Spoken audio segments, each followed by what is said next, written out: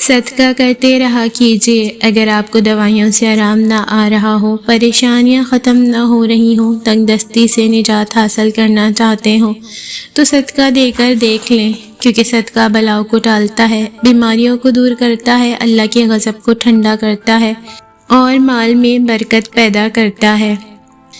سفر چاہے کسی انسان سے محبت کا ہو یا اللہ کی طرف ہجرت کا، مسافر وہی قبول ہوتا ہے جو ایک در کا ہو۔ جو دروازے اللہ کے سامنے بند ہیں، اگر آپ کو معلوم ہوتا کہ ان کے پیچھے کیا ہے تو آپ ان کو بند کرنے پر اللہ کا بہت شکر ادا کرتے۔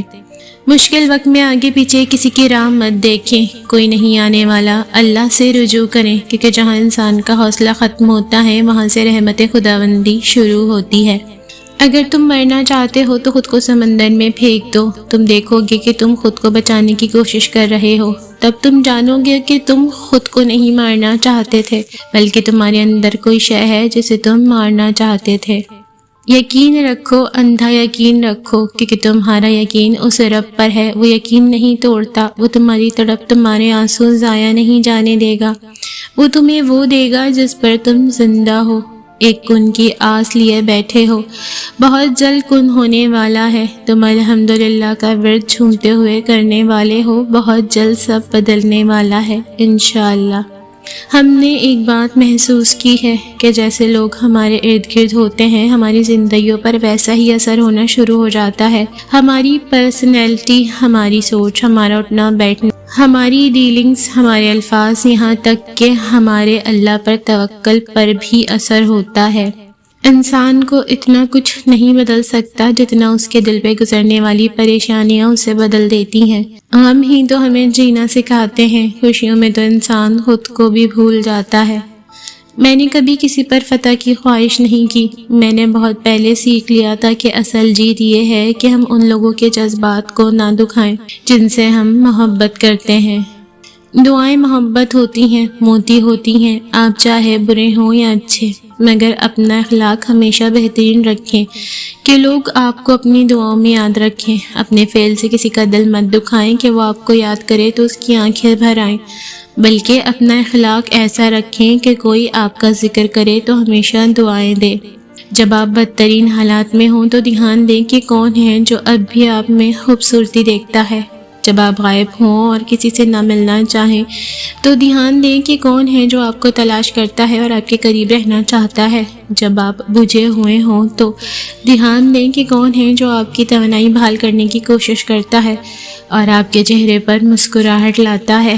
محبت اسی وقت ظاہر ہوتی ہے جب ہم مشکل اور کمزوری کے لمحات میں ہوں، اور جب اللہ دینے پر آتا ہے تو تمہارے مخالف کو بھی تمہارا وسیلہ بناتا ہے، اور اللہ پر بھروسہ کرو اور اللہ ہی کارساز کافی ہے۔ گناہ نہیں چھوٹتے تو توبہ بھی مت چھوڑیں، انشاءاللہ توبہ کی برکت سے گناہ چھوٹ جائیں گے۔ توبہ کے لیے گناہ گار ہونا ضروری نہیں، یہ ایک مستقل عبادت ہے۔ توبہ غسل کی طرح ہے، جتنی بار کی جائے روح میں پاکیزگی اور نکھار آتا ہے۔ اکثر اوقات سچ کڑوا نہیں ہوتا، سچ بولنے کا انداز کڑوا ہوتا ہے۔ ہم سچ بولنے کے ساتھ ساتھ دراصل دوسرے کو ذلیل کر رہے ہوتے ہیں اور توقع رکھتے ہیں کہ ہماری ذلیل کرنے کی حرکت کو صرف سچ ہی سمجھا جائے۔ دوسروں پر انگلی اٹھانے سے پہلے اپنا گریبان اور دامن دیکھنا بہت ضروری ہے۔ اپنے کپڑوں پر دھبے لے کر دوسروں کے داغ دکھانا حماقت کے علاوہ اور کچھ نہیں۔ جانتے ہو اللہ رب العزت پر توکل کے بعد ہونے والے معجزے حقیقتاً وقوع پذیر ہوتے ہیں۔ جب تم مسلسل آسانی کی دعا مانگتے ہو، اللہ رب العزت تب کہیں کسی کے دل کو نرم کر رہا ہوتا ہے، کہیں کسی کے ذہن میں کوئی خیال ڈال رہا ہوتا ہے، غرض تمہارے لیے اسباب بنا رہا ہوتا ہے۔ بے شک یہاں اللہ کی محبت کے بارے میں ایک خوبصورت قول ہے۔ بے شک اللہ توبہ کرنے والوں سے محبت کرتا ہے اور پاک صاف رہنے والوں سے محبت کرتا ہے۔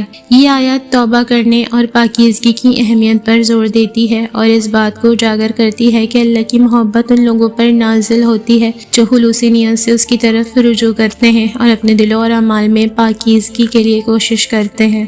لڑائی جھگڑے کے بعد صلح تو ہو جاتی ہے مگر دل مشکل سے صاف ہوتا ہے، دھاگا ٹوٹ کر جڑ تو جاتا ہے لیکن درمیان میں گانٹھ پڑ جاتی ہے۔ کوشش کیجئے کہ رشتوں کے درمیان گانٹھ نہ پڑنے پائے، ہمیشہ مضبوط رشتے ہی کامیاب رہتے ہیں۔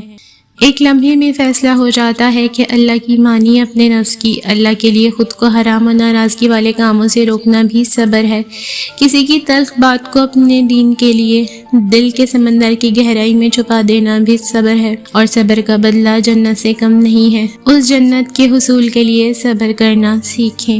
ہر آزمائش کے ساتھ اللہ آپ کے کردار کو نکھارتا ہے، ہر دکھ اور ہر مشکل کے ساتھ اللہ آپ کو پہلے سے زیادہ مضبوط اور طاقتور بناتا ہے۔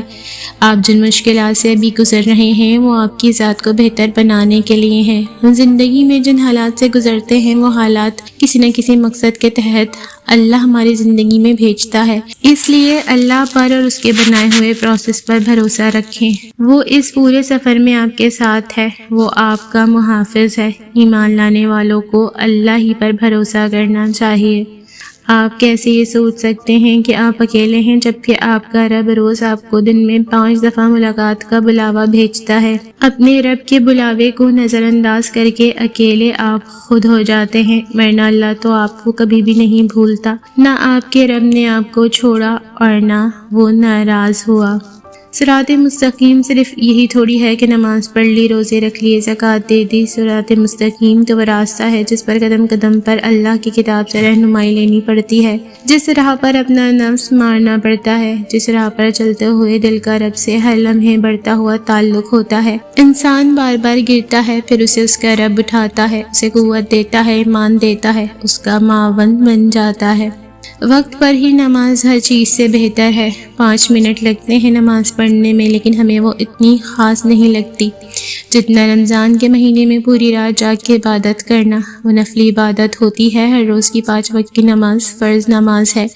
فرض زیادہ ضروری ہوتا ہے، نماز کا دورانیہ نہیں دیکھتے، اس کا وقت دیکھتے ہیں۔ جیسے ہی اذان ہو سب کام چھوڑ کے نماز کے لیے لپکنا، یہ ایک واحد چیز ہے جو ہمیں دنیا اور آخرت میں کامیابی دلائے گی انشاءاللہ۔ اللہ دوست ہوتا ہے، جب تم تھک جاؤ تو اس کے سامنے بیٹھ جایا کرو، وہ سن لیتا ہے بہت دھیان سے، پیار سے، وہ بچا لیتا ہے ٹوٹنے سے، وہ رحیم ہے، رحم اس کی صفت ہے۔ نیتیں اس قدر پوشیدہ ہوتی ہیں کہ آپ کسی شخص کے لیے آسمان لا کر دینا چاہتے ہیں جبکہ وہ سوچ رہا ہوتا ہے کہ وہ اسے آپ کے سر پر گرا دے۔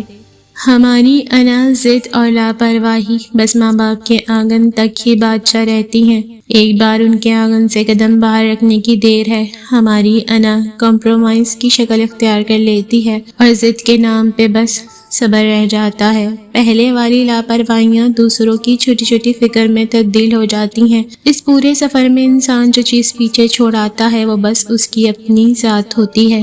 اور پھر میں نے خود کے ساتھ صلح کر لی، اور پہلی چیز جس پر ہم نے اتفاق کیا وہ یہ تھی، مجھے اپنے بارے میں کسی پر کچھ بھی ثابت کرنے کی ضرورت نہیں، نہ ہی کسی کے نظریے پر خود کو بدلنے کی ضرورت ہے۔ یہ زندگی میری ہے اور اسے اپنی مرضی سے گزارنے کا مکمل حق میرا ہے۔ ٹوٹنے کے بعد ہمیں یہ احساس ہوتا ہے کہ مقدر کی ایک الگ راحت ہے جو ہمارے خوابوں میں مشابہت رکھتی ہے۔